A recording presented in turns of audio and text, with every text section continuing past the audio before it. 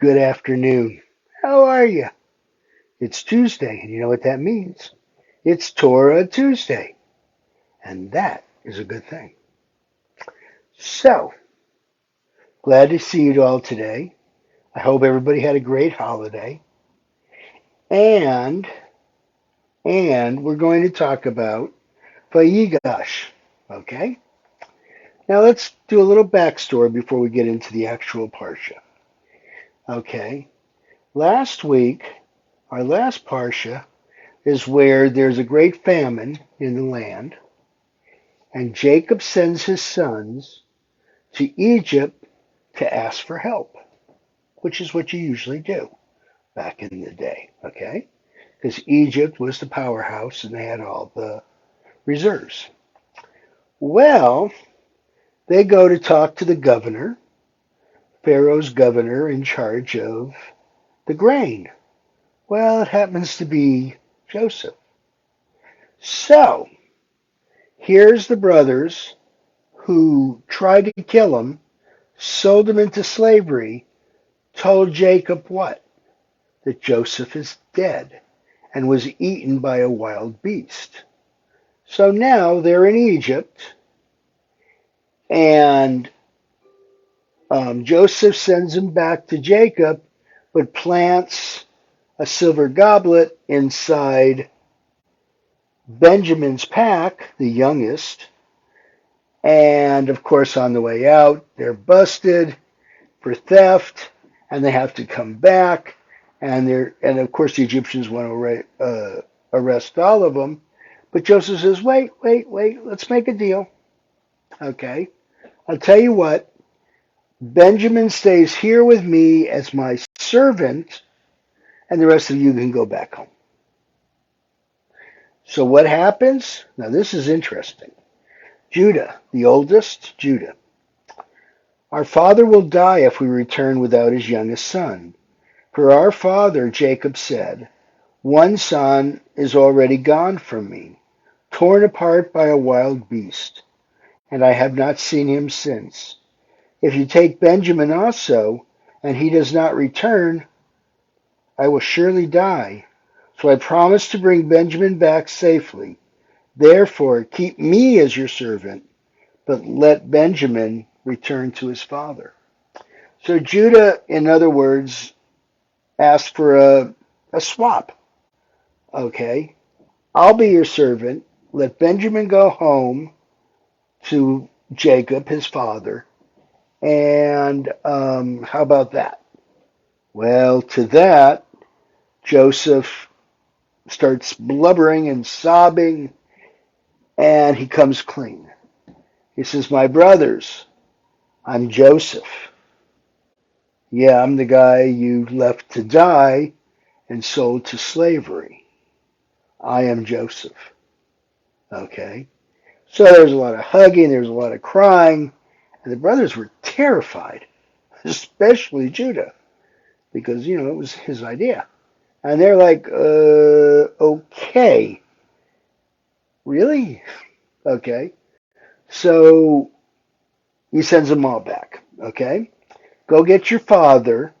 Jacob has to come here to live here with all of you, and we'll be one big happy family again. Okay? So, what's happening here? What's going on? Okay. It's not just as simple as it looks. Obviously, the brothers are, I don't want to say embarrassed. They might be guilty, feeling guilty. I mean, they left Joseph to die. And you got, sold into slavery. And if not, he was going to die in the pit. So Joseph is quite accommodating, quite honestly. It's quite weird. So here's the biggie mystery. Why did Joseph force the brothers to bring Benjamin to Egypt the first time? And why did Joseph threaten to keep Benjamin as a slave? Okay. Well, a lot of our scholars, the great rabbis, think that it was a big test. Okay. Would Jacob allow the youngest brother, his new favorite son, would he allow Benjamin, his favorite son, would he allow him to go to Egypt on this perilous journey? But also, with the possibility that Benjamin's going to be enslaved, because remember, he got busted for stealing. Yeah, we know he didn't really steal it, but the Egyptians busted him with the cup inside of his pack, which means he stole it. Okay? Um, then, of course, Judah offers himself in place of Benjamin, that Joseph actually knew that they were sorry for what they did. Okay? Now, were they sorry that they sold Joseph into slavery? Because that's a major bummer. Or are they sorry they got busted and that then now they have to explain to Jacob, their father, what happened? Okay? Because what happens is they go back to Canaan, they go back to Jacob, and they say, Father, I got something to tell you. I got good news. I got bad news, but I got good news. The governor of Egypt says we're invited to all move there with our wives and families, and we can make a home until the famine is over, and everything will be wonderful. Good news. The governor of Egypt guarantees it himself. And Jacob goes, that's great. What's the bad news? Okay, about that.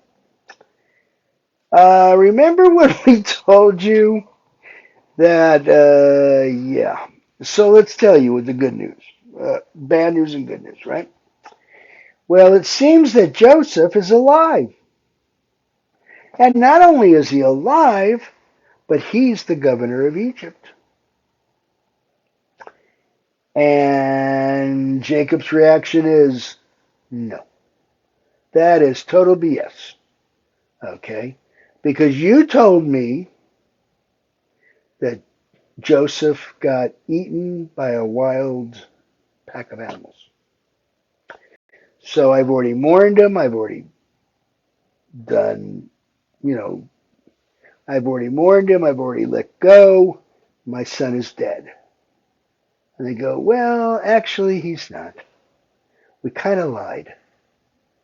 And so Joseph doesn't believe him. They said, well, if you lied about that, why should I believe you about this? And then Benjamin, of course, says, well, about that, Pop. It's true. Okay?